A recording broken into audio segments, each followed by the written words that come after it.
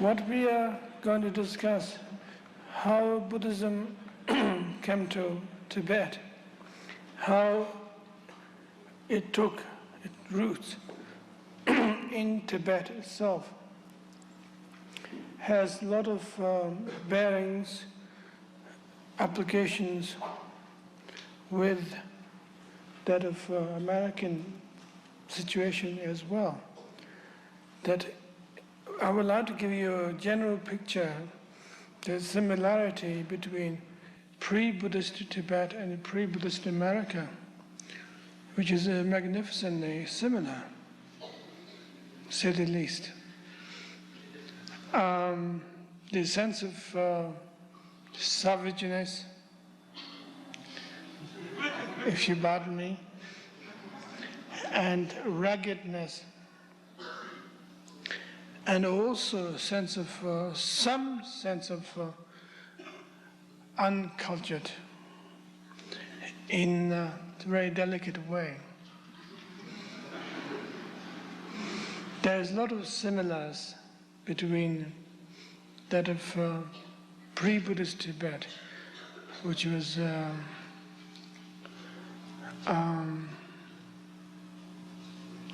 7th century,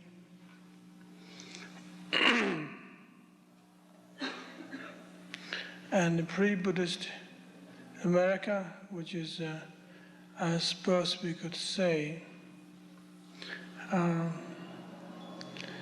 during the 60s.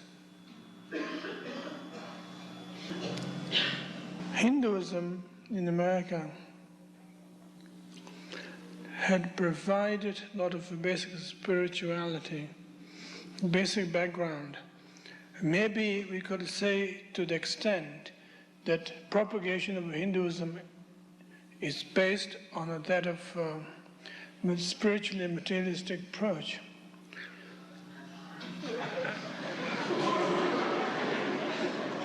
Up to this level, as much as the Burn tradition of Tibet had developed in Tibet itself, which is national religion, it seems what happened with the introduction of Hinduism in this country as concerned that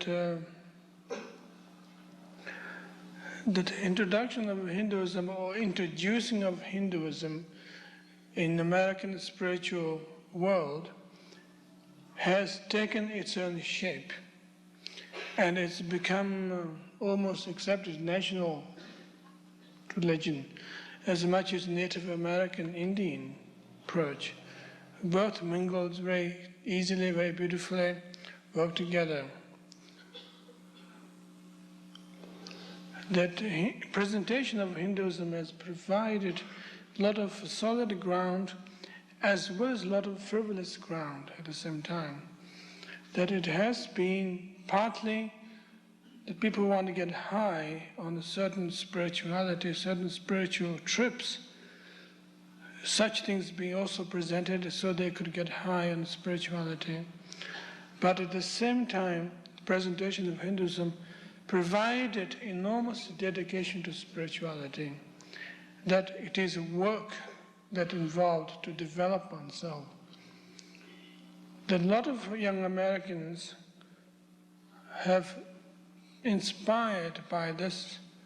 I'm sure a lot of you are included in this particular movement, so to speak, which is a similar situation with the Tibetan Burn tradition, which is pre-Buddhist religion.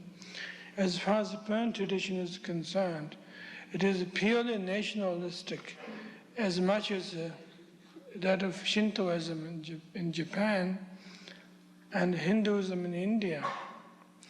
Burn tradition has provided enormous stepping stone, enormous ground, maybe somewhat spiritually materialistic, but nevertheless, it is a jumping board before you dive into the swimming pool. That enormously powerful and good and very dedicated one.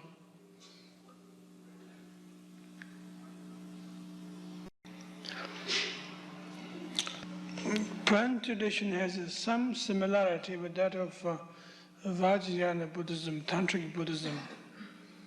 Some similarities, some situations like that. But at the same time, the Pran tradition has also its weakness of going along with the social customs alone without experiencing, without working with spiritual disciplines. The basic idea of spiritual discipline here is that getting away from any entertainment, any feedbacks that you might need, you might require. But true spirituality from this point of view is non-materialistic, that doesn't need any further feedbacks, but you maintain yourself as you are, whether you like it, whether you don't like it. But the path that you are already involved, so nobody can save you from yourself involving in such a path. You are already there. You are stuck with it, whether you like it or not. That's the kind of situation of a true involvement in spirituality, is that you are stuck with it. Because you're stuck with it, you can't unstuck yourself from that. Then one usually gives in and try to make one's best, try to make it at home as much as you can. And then one begin to evolve oneself, one begin to realize that there's a further exploration is necessary and takes place as you go on. So Pran tradition is one of those situations that the basic Pran situation is that of theistic tradition that is developed in Tibet, theistic tradition. And such a theistic tradition is very much close to such as like the American Indian tradition. It is largely based on working with the nature. Basic setup of things as they are, mountains and rivers and the trees and the seasons, basically. In the Pran tradition, there's what's called Ye Shen. Ye means primordial, Shen means spirit or friend, which is a primeval divine being.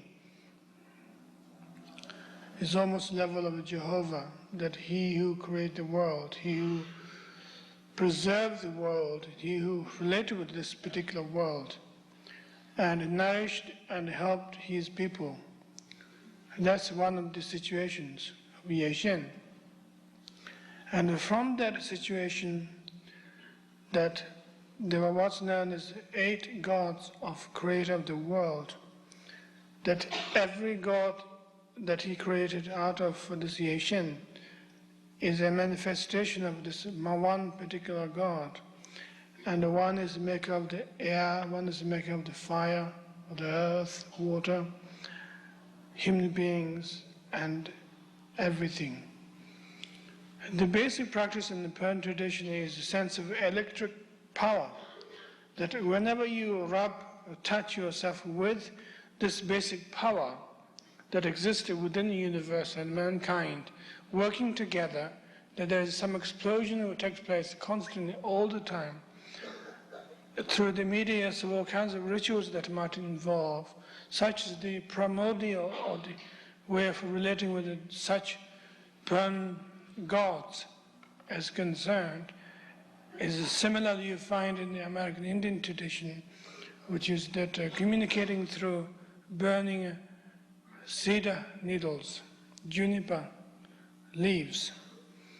And the fire burns and the smoke begins to communicate with the heaven, the smoke goes up, so the gods will ride down with the smoke and communicate with you. Invocation is made in that way, that working with the energy of fire, which creates a sense of openness, at the same time sense of welcoming gesture and purification situations are already provided, so you work that level, which is the Pan tradition of making a friend with your God. That you have a basic God, and then you have also the God that you connect with the locality. It is precisely the same way like how we relate with our president and mayors and governors of particular states. If you made a relationship with your local authorities, connect with where you are, then via connection, good connection with the local authorities, you are making also connection with the greater authorities at the same time.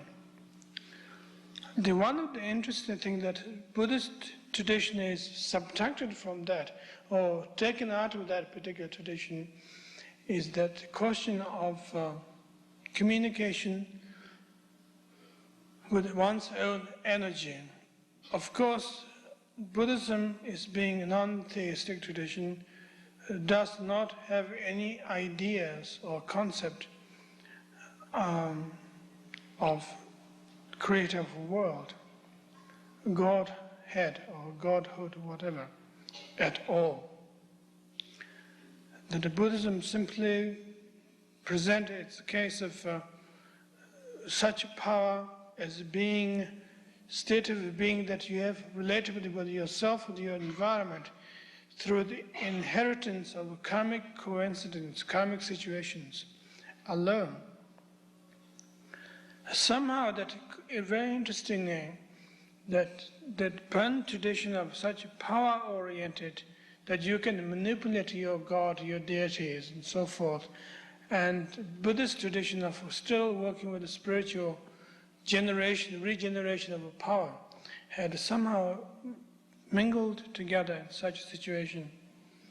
And I think if we look into those points, it is not at all materialistic.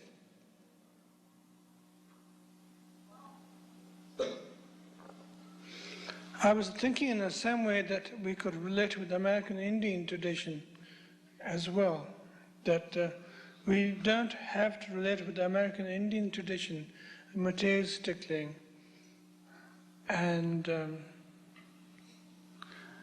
just purely trying to be good. Otherwise there's no link.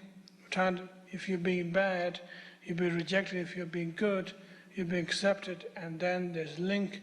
It becomes very complicated, very subtle, and almost unacceptable to human interest or basic interest of a human being, which is this point we could say quite clearly is the Buddha nature that is taking place within our state of being.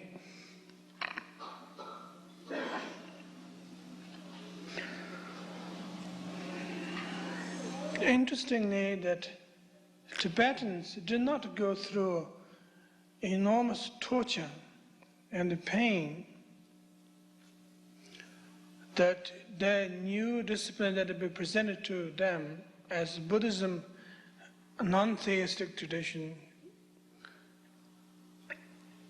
that somehow the Panists did not regard that as a threat to their existence, particularly at all.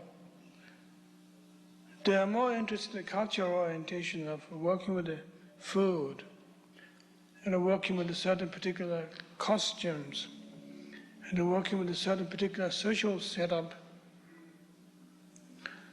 which is maybe could be said as a parallel to that of Judaism, that Jewish culture is deep-rooted in social setups of family, food, and some kind of cultural dignity. Similarly, that question of Pan tradition, that Panpos or Panists do not reject Buddhism outright, being hedonist or whatever you like to call it, non-believers. They invited Pan tradition, Pan situation invited Buddhism coming into Tibet. as early as the 7th century when the king Chogyam Trungpa, who actually introduced the question of loving kindness and Buddhist notion of compassion, that there is no ego, no self, there's no God to help you. But only way to work with each other is working with the basic being of oneself, working with another being. Helping each other is not based on authoritarian approval of hierarchical, spiritually transcendental creator of anything, but the working with other is just purely humanistic level.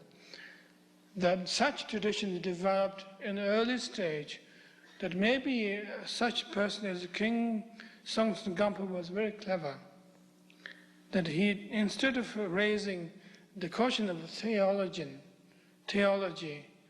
does God exist or not, he turned his point of interest in Buddhism as purely that humanitarian level, that one does not have to protect one's territory,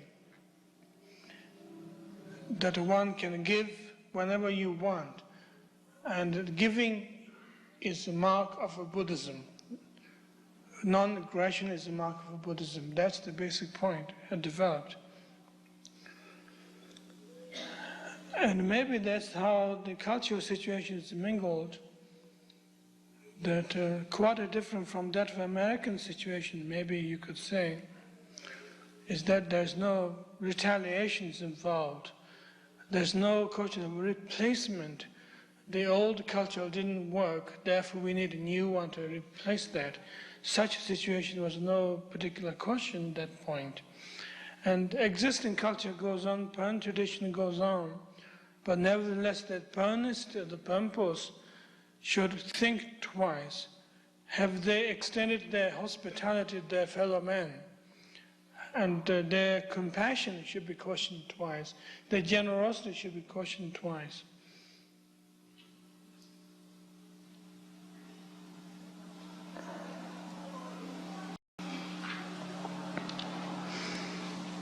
As we go on with this particular development, Buddhism takes place in Tibet, that there is also further development of a grandchild of King Chogyam Trungpa, which is the King Trisong Debsen, who invited 108 Indian scholars, Pandits, and began to introduce Buddhism in Tibet. By following the example that the writings of the king, his grandfather has left a message to his lineage of kings that they should work on propagating Buddhism into this country, bringing the message of Buddhist version of compassion, Buddhist style of compassion, which is much more compassionate than any of the theistic traditions might bring their version of compassion, which is so patronizing, so self-oriented, which is not so good. So non-ego-oriented compassion is much better, and therefore this country could use a great deal of that approach, and therefore future generations should be trying to work with the Buddhist approach of compassion and non-aggression.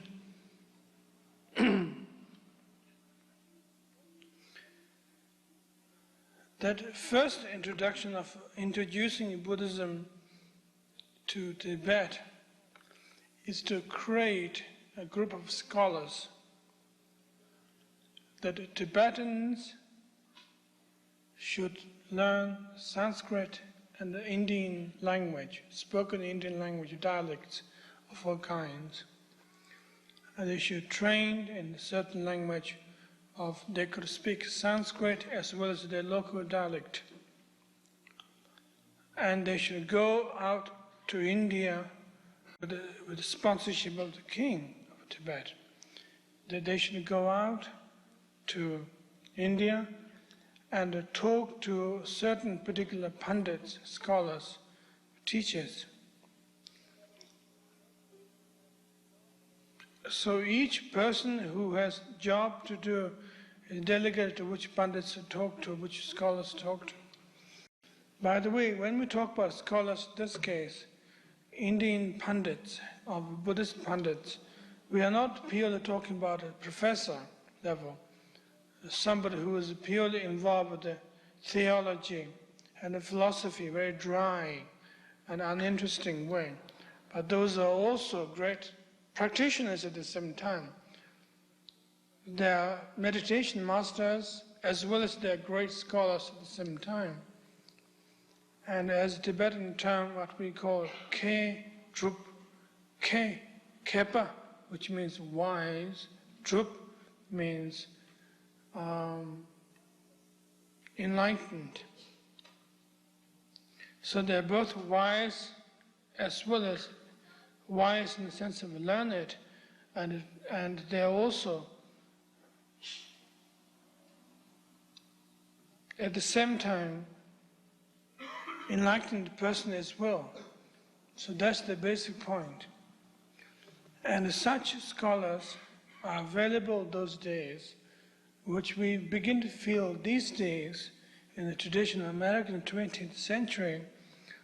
We might have learned people, but we don't even have wise people, let alone enlightened one. So here we are. Maybe the project of Naropa Institute that we could manufacture or bring about learned, wise, enlightened people.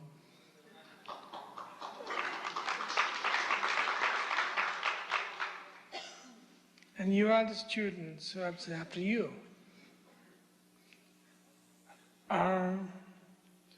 Such a situation in Tibet had evolved itself as we went on.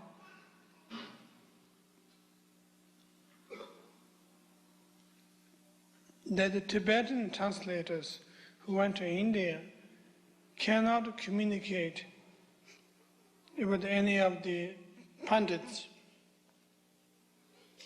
unless they have some feeling about the truth or the doctrine or the teaching.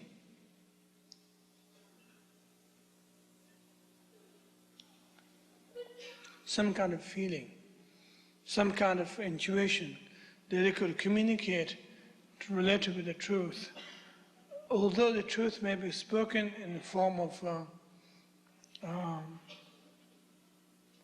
dialogue, logic, whatever it may be, but still it becomes problematic. So the question is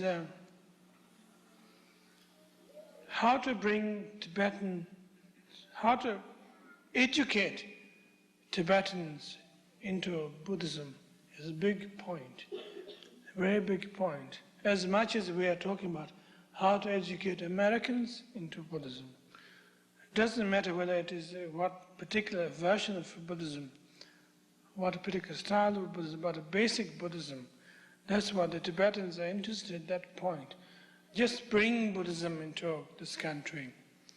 We are interested in bringing Buddhism into this country, which is called Tibet. The question of bringing Buddhism into Tibet, there's a lot of problems and chaos. You have to train lots of people to learn the language, Indian language, namely Sanskrit. And also you need a lot of people committed into the doctrine so that they could become monks and nuns, to give up their home environment, which is unknown to Pan tradition. And the Pan tradition is that goes along with the family situation, rather than become celibate or become monks and nuns and such. There's a lot of uncertainties involved with that. The question that was that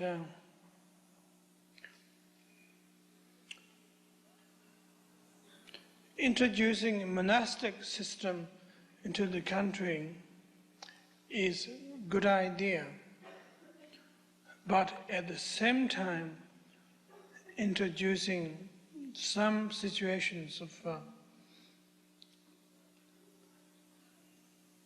yogis, which means that people could lead their household life situation, but at the same time they become highly expert in the doctrine, into the teaching. Such ideas was introduced after Shantarakshita came to Tibet and Padmasambhava came to Tibet. That idea was introduced that there could be two types of Sangha. Sangha means community, spiritual community. Two types of Sangha. The Sangha that is associated with thoroughly removed from the world, the hustles and bustles of the world as such. And also at the same time Sangha that is connected with dealing with hustles and bustles of the world at the same time. So two types of Sangha has been introduced in Tibet. The yogis lived in the mountain, in the valley of Samye, and scholars lived on the building of Samye, and monks were accommodated there.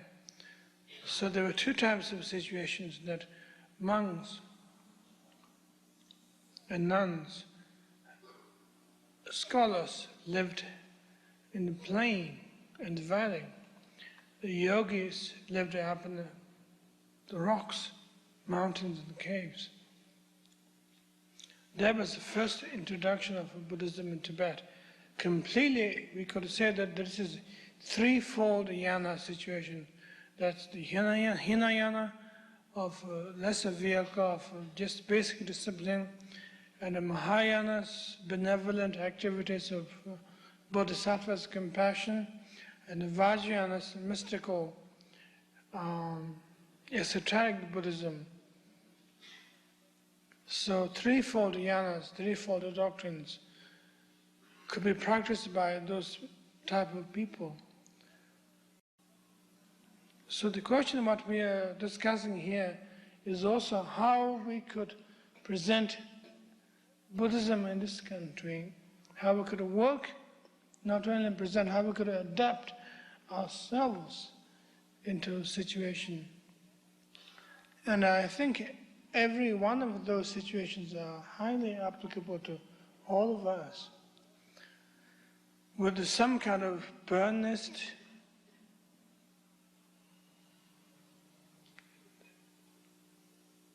theistic disciplines that we have already, but at the same time that we could also get off that particular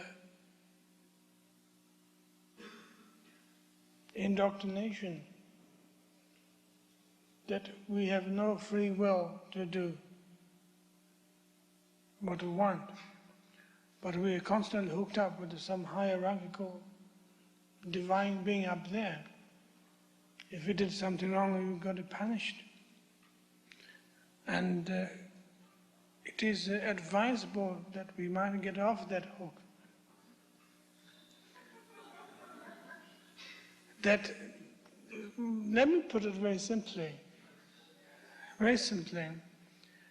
And if you did something wrong, sky is not going to fall on your head and kill you. But if you did something wrong, you're going to suffer individually rather than the sky falling down on your head. The sky falling down on the head is the theistic tradition, that there's somebody is going to say no and clamp you down and put lid over your head so you can't breathe. But the other one is more relationship situation, that if we hit brick wall with our fist with enormous anger, we're going to get back on our fist that we need more bandages.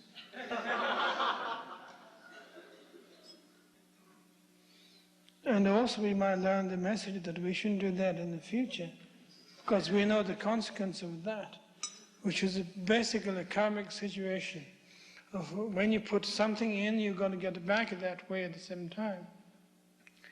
So that's the basic point that we're trying to work with, is basically that Buddhism as presented by Lord Buddha himself, that we are not working on a level of trying to reach Godhood. As far as the Buddhism is concerned, actually, that the Buddha says quite plainly, nobody created anybody. The creator doesn't exist. That's why Buddhism is known for its extraordinary power and beauty of a non-theistic style of spirituality, which is extremely revolutionary. That Buddhism works in a way, or talks and believes and practices in a way that any theistic approach is still extension of one's ego. That you miss your granddad or great-granddad. Therefore we try to create a greater cosmic daddy.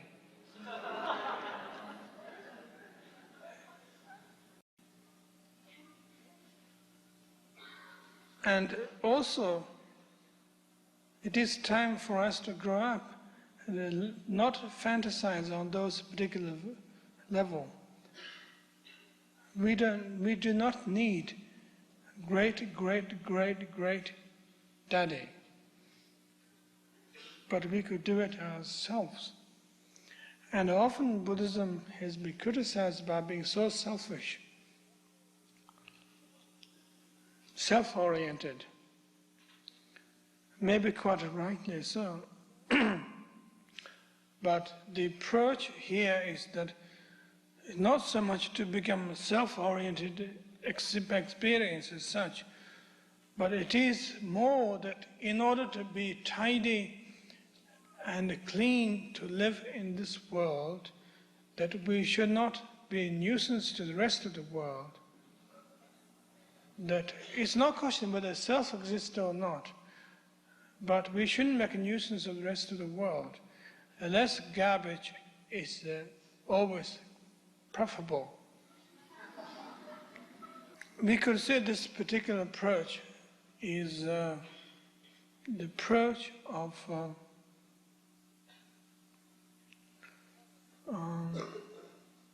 ecology,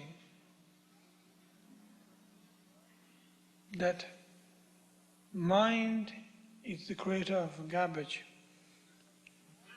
So if we could clean up from the starting point, if our approach could be more clean, and we don't leave anything behind, we could work what we have, then there will be less garbage psychologically, and also physically. Obviously there's got to be less garbage, because we are paying attention to every one situation that we are involved. So that seems to be the basic point. And again, I would like to come back to the question that we raised last time, which is the spiritual materialism. I would like you to have a further understanding of that. The spiritual materialism is that of garbage. That we go to the supermarket, we buy certain particular package which you think is good for us because it's written on it, and we take out the package, we take out the bottle out of it, we begin to drink it, and then what we have left is the bottle as well as the package. That's why spiritually it becomes materialistic. Not only that it's bad for you, but also you create a side effect that you're left with lots of junk behind the whole thing. So it is worth thinking, if we want to tidy up the world, we should think about the basic point as far as we could get, where all this junk came from. It came from our mind. If there's no mind, there's no junk. So that's the basic point. No mind is egoless. So you can work in a certain way. That is highly possible. So I would like to leave at this point, and we could discuss later on the further details of the path. If anybody would like you to ask questions, you're welcome. Is there microphones and so forth? Or we're doing without it?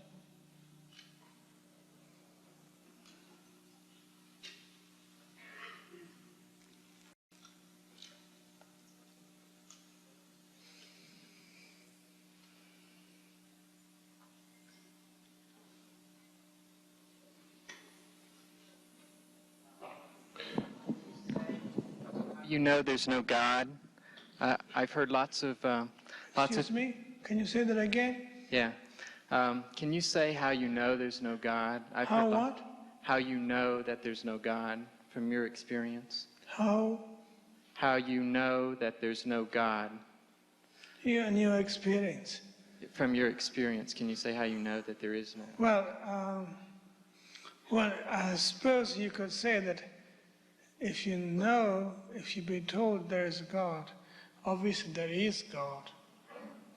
But at the same time, if you haven't been told there is such thing as a God, and you don't confront with it, and the world has existed in its own way, that a God does exist, there's a very subtle point we could talk about, is if you're thinking God as the old man with the beard, or whether you're thinking God as a concept or power that exists within the universe. So it is a very difficult to answer with a one question, and you should properly define what you mean by God. Yeah, I'm not saying that I have a definition. I've just heard and read so many people that were said to have been enlightened or whatever that said, you know, there is God and worship God, and you say there's no God, and Well, in my own experiences, I can see there's enlightenment, because that's personal experience, and that's also cosmic experience at the same time. But if I have to identify myself that I belong to somebody else, apart from my mama and dada, I can't think anybody.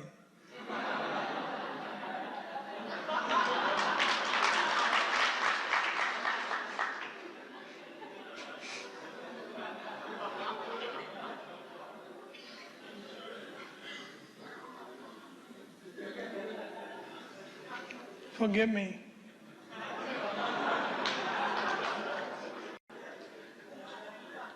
The American poet Gary Snyder has suggested that if Buddhism develops in North America and it stays in North America, that'll be a mixture of Asiatic forms and North American Indian ritual and practice. Do you have any comments on this?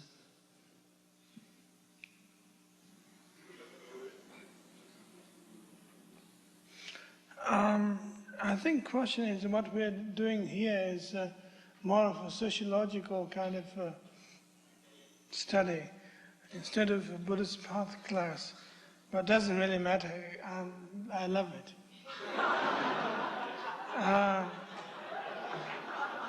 Let's discuss, yeah.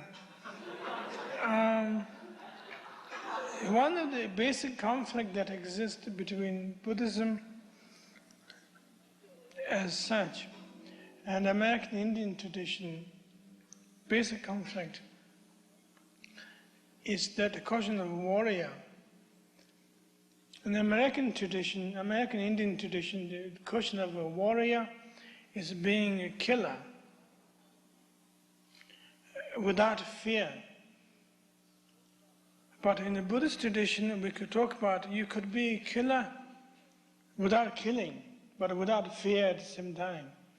And that's the basic conflict that exists, that destroying life, killing somebody, is not regarded as an expression of fearlessness. It is expresses as a symbol of fearful. Therefore, you get rid of that thing, like stepping on the rattlesnake or killing mosquitoes. And that is not regarded as a warrior activity particularly.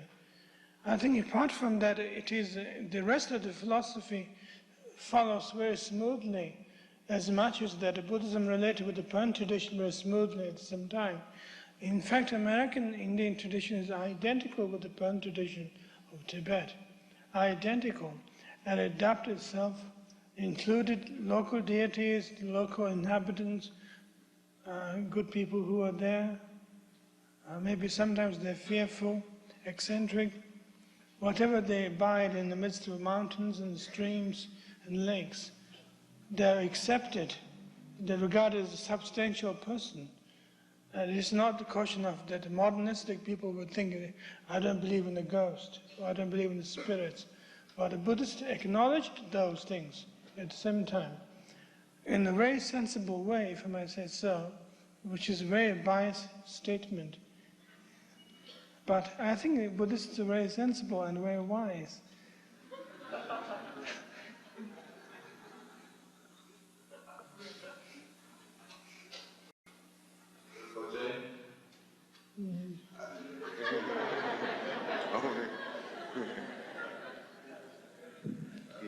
Yeah. When did Buddhism come to America and to India? Hmm? When did Buddhism come to America and to India? In what years? When did the Buddhism come to America? Yes, and to India. I think Buddhism came to America in the early 60s. In the 60s, in the last 10 years, 10, 15 years. I think it evolved, it's kicked around its ideas, and somehow, largely, the response of Alan Watts and Ginsberg and people like that have involved with what's known as the beatnik generation. Such generation has provided and presented true Buddhism in some way, but on the other hand, their eccentricity, their personality got in the way. It becomes materialistic in some sense. But their presentation was very good. They have a love and faith and trust in the doctrine or the teaching. But at the same time, their love for their own personality got in the way. Then Buddhism was presented to America somewhat truly, at the same time, materialistically, which distorted a little bit. Like, somebody presents you with aspirin would cure your headache, but at the same time you can get off on it. And that's the question, Also, how long has Buddhism been in India, in the Orient? In what? In India.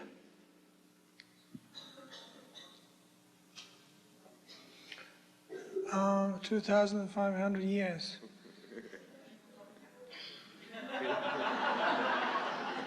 I remember, no.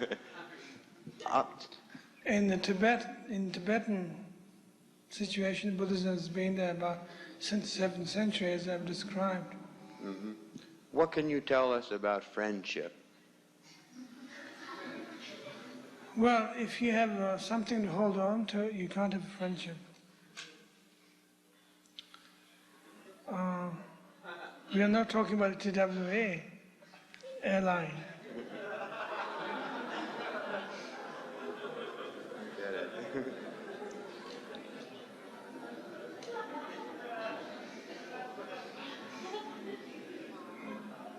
also one last question. Yeah?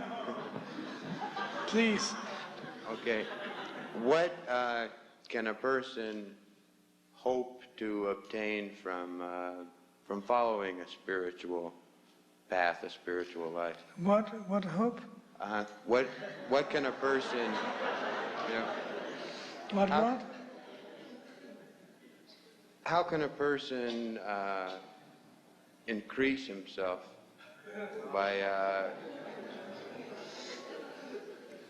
by following the spiritual path of the Well, spiritual yeah, I understand what your question is. Sure. Well, you know, this is very, excuse me, very interesting question that you said that how can a person could increase the spirituality in the spiritual path, enlightenment. The question seemed to be is that how a person can reduce themselves into without ego, then maybe some kind of increased situation develop. But basically, it's a question of reducing into nobody. And when you begin to develop complete egoless and nobody, and it's a question of almost we could say, quite legitimately, according to the teachings, we could say that how can I reduce myself into a nobody? And then that level, whole thing becomes a macrocosm, and a macrocosm that everything's become the same. Because how does humanity benefit from this? well, to begin with, not make a nuisance.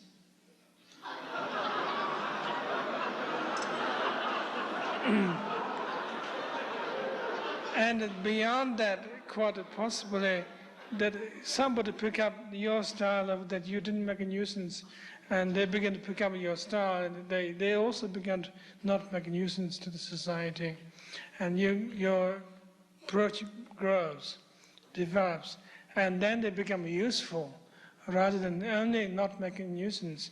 And once first step is not making nuisance, and then you become useful to everybody, to help them. So if you want to become helpful to somebody, first step is you have to become a less nuisance. Good luck.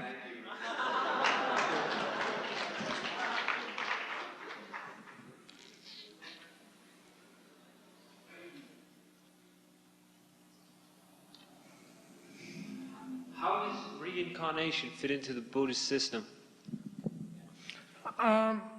I was hoping to discuss that, particularly in, I think it's been planned, I'm not sure, but I'm going to discuss that as we go on with our course. And we're going to discuss in great detail. There is reincarnation, though, in the Yeah, Buddhist system. the question of reincarnation. Yeah.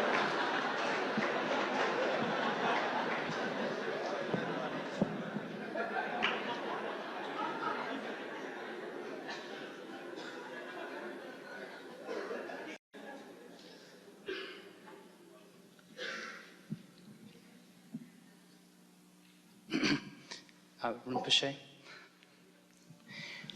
you pointed out some problems that exist within the theistic religions, and rightly so, and these are problems that are recognized as problems within the theistic disciplines. Within what? The problems that you pointed out are also seen as problems by the theistic religions themselves. That of a personal God, for instance, is rejected by most of the theistic religions, anthropomorphic God. And you pointed out that Buddhism has a lot to offer these religions. Do you think that any of the theistic religions have anything in turn to offer to Buddhism? I'm glad you asked that question. Well, let us work out and think about it. I think there is a lot of things that Buddhism need offer from the theistic tradition. Largely, that notion that Buddhism has developed the notion of egolessness, which comes from the teachings that was presented to Buddhism on a theistic level, that you don't exist, but there is room to expand yourself, that there is room to give in. We could quite safely say the notion of anitya, egolessness, maybe it came from the notion of notion of theistic suggestions that had been presented to them, that you give up yourself. But then again, Buddhists questioned twice, to whom I'm giving this in? And they realized that nobody's they're giving into. So then egolessness became a complete circle of complete non-existence, that you don't have ego at all, you don't even give ego to somebody. Surrender is self-surrendering, and that situation is developed. And of course there's superficial theistic traditions developed within the Buddhist tradition itself, which is such as like in tantric practice, you have mandalas, the deities of all kinds that are developed, seemingly external God and goddesses of all kinds in a peaceful and wrathful form, which I hope we could discuss later on in the end of the course. You should stick with us. That question is not a matter, but it is seemingly taking the notion of theistic style or approach of a similar kind of necessary presentation, but at the same time the heart or the basic approach is being completely different. So there's all kinds of things like that, which is interwoven with the whole thing. It's like cultural situations and the situations with the relationship with oneself and the other, and everything become very much related with the relationship of God, human being, creator of the creation, and constantly involved. And the very idea of Buddhist doctrine of Hinayana and Mahayana approach that are working with sentient beings, the word they choose to use sentient beings rather than the creatures. A question of that they are not created by one particular entity, but they are part of the whole. Well, there are a lot of rooms to kick around this idea, and I'll be glad if you like to, for the sake of the rest of the class and yourself, that if you can come up with some questions that we could discuss upon, that would be good.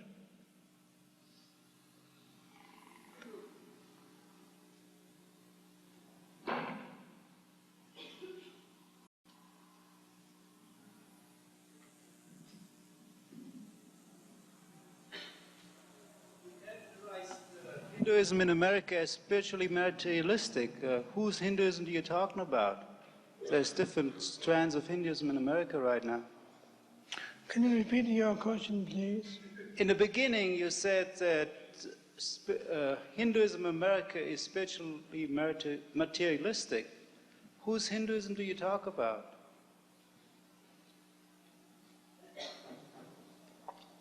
I apologize if I offended you. No, I'm not a Hindu. I'm German.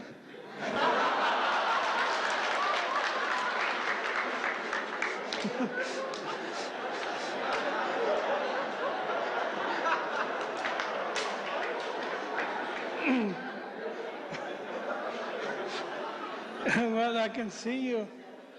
I can see you're not Hindu, but you might be at heart. But however, the question that concerns this point is that we have a lot of Indian immigrants coming from India to sail across, fly across to America. There are a lot of teachers. In fact, as a matter of fact, at one point, there was more teachers than there were enough students. There are a lot of immigrant gurus had arrived and taught, And what they had to say is good, but at the same time, they would like to make success into this country, become some kind of leadership, or whatever it may be. And because of such purposes becoming so bizarre, if I may say so, that the process becomes also bizarre at the same time. The approach is becoming bizarre, the process becomes bizarre. And we have one particular person who actually succeed in this approach and may develop its goal successfully, publicly, powerfully, is Maharishi Mahesh. And there are also hundreds of yogis studying and contemplating and thinking in terms of how come Maharishi Mahesh did a big hit, and how can't I do it?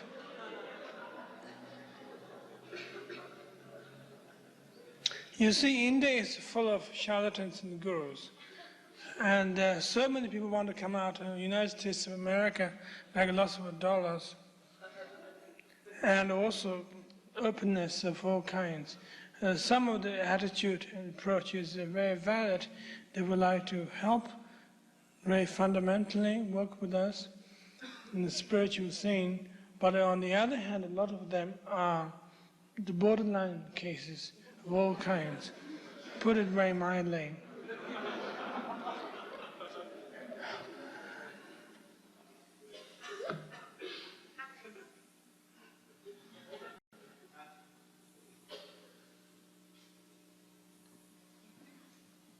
Rinpoche, I want to pursue this question of theism. I'm not speaking so much of a very naive theism when I ask this, but would not a complete submission of oneself to God, however that's understood, lead to a similar kind of thing of which we're speaking of here, that is non-expectation of any reward and the destruction of this ego illusion? You see, the question is there, is that submission, expect reward. That has become the problem actually. That when you begin to submit something to somewhere and any kind of higher divine power, that you expect a reward of some kind. And it is automatically becoming a business transaction. And some kind of expected deal or something's taking place. And that has become an enormous problem. That I'm sure the Christian mystics have faced that problem at the same time. I think we should talk more. Would you like to ask any more questions? Just one more point. I noticed among many Tibetan peoples great devotion to Chenrezig or Upame or something like this. And I don't Creating think what? Great devotion and submission to Chenrezig or Upame or some deity-like figure, though not creator. And I was wondering how this practice... Well, I think that's equally exactly the same thing. That Hinduism was presented in this country, have very successful popularity, because that whether you call Jehovah, whether you call Brahma, it's all the same thing we are worshipping. But in the Buddhist level, we can't quite say that whether you're worshipping Chenrezig or Avalokiteshvara or Tara, we're worshipping some god. We can't call them gods from that point of view as creator as such. It is impossible, and it's contradictory, in fact, that such principles have risen from non-ego level, non-creator level, and we have some kind of problem there, basically. And I think the question there is that any meditation practice that is involved, person should have non-ego practice before they visualize, which will be described in the text with the Swabhava mantra. You say Om Subhava Shuddha Sarva Dharma Subhava Shuddhavaham, which means that the entities doesn't exist. So therefore I don't exist. So therefore my projections doesn't exist. So that cleans out the whole thing. So visualization is purely formed out of non-visualization principle as such. You visualize, then you dissolve visualization with also Swabhava mantra at the same time. So I think that's one of the basic importance at this point, that any visualized practice that developed in the Tibetan tradition cannot be carried out unless they stick their approaches exactly the same as the theistic traditions, unless they equate with it. We can't do it. As the Buddha described in the tantric traditions, that it's been said that if you visualize without format of formless meditation, then your visualization is creating Rudra, which is an ego-centered monster. That's that's being presented in the case, in the books at the same time. So I think that's the case. It is possible to visualize, but at the same time one has to also learn how to make that it is not harmful to you to build your ego, but in fact the visualization becomes ego-less, so to speak. Ladies and gentlemen, I think we should close our meeting tonight. There are a few announcements that need to be made, and one of them is that hopefully somebody will let you know the times of sitting practice that involved here. And I would like you to take part with your discretion. Sitting practice of that been set up and take part in the sitting practice of meditation, just to slow down yourself and to take part more in egoless, maybe. And maybe sometimes it is confusing and disheartening, whatever. But sitting practice and trying to be in certain particular time, sit with the rest of your fellowship who take part in the Naropa Institute would be very helpful. Anybody has the schedule of sitting practice? It is already posted? Okay, why don't you sit there? It is already posted on the wall? Front door.